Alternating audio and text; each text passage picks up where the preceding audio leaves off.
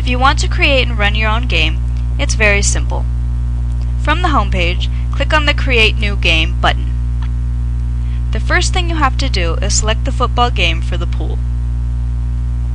Then you must determine if you want to use the same or different numbers for each quarter. This is what a pool looks like that uses the same numbers.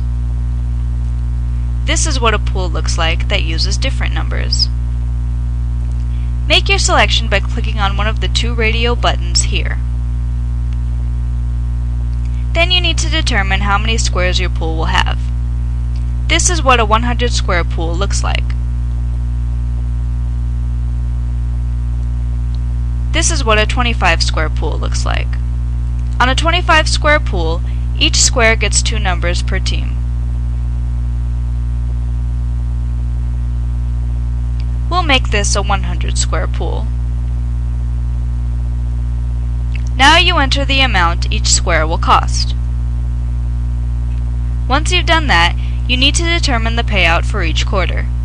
If you want equal payout amounts, click the Equal button. If you want the final score payout to be double the amount for the first 3 quarters, click here. This selection pays each quarter more than the previous quarter. This selection plays twice per quarter, once for the actual score and once for the reverse of that score. Don't worry, the payouts will all be highlighted as each quarter ends. This selection will only pay for the halftime and final scores, and this one will only pay for the final score of the game. Now you want to give your game a name. We'll call this John's SB Pool. If the name you enter is already being used by someone else, a number will be added at the end of your game name. John's SB Pool 1, John's SB Pool 2, and so on. If this is the case, you will be informed of this when you click the Submit button. Because only you will be allowed to make any entries or changes to your game, you need to create a password. Don't give this password to anyone. No one but you should have access to the update screen. And don't forget your password. We don't ask for email addresses, so we can't help you if you forget. If you want, you can type in an additional message that the players will see when they log on. You can change this message later, but you won't be able to change anything else on this screen once you click Create Game. This is the update screen. If someone is already using the name you entered, a number will be added at the end of your game name. Make sure you check for this. The update screen is where you enter all the names and record whether they've paid for their square.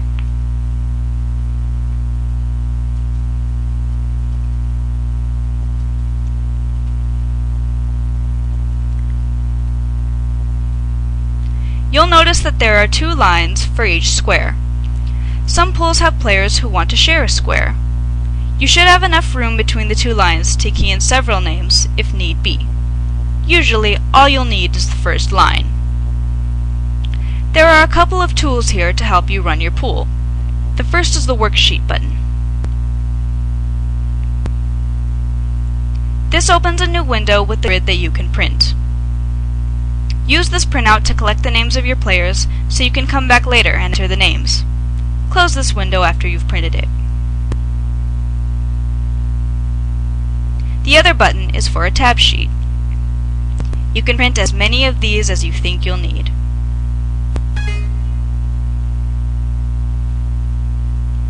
After you print out the sheets, cut the tabs out and give them to your players so they'll know how to log on to your game. This will save you time later because you won't have to go back to each player with a photocopy once all the squares have been filled. Always be sure to click the Update button to make sure your changes have been recorded. To go back to your game later, type in the game name and the password, and you'll be right where you left off.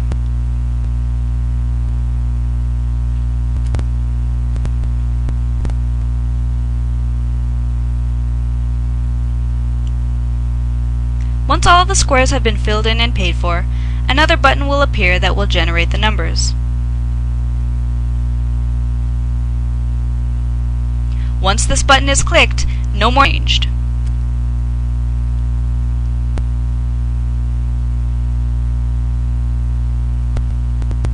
At this point, your password will no longer work and no more changes will be allowed. Your work is done. How easy that?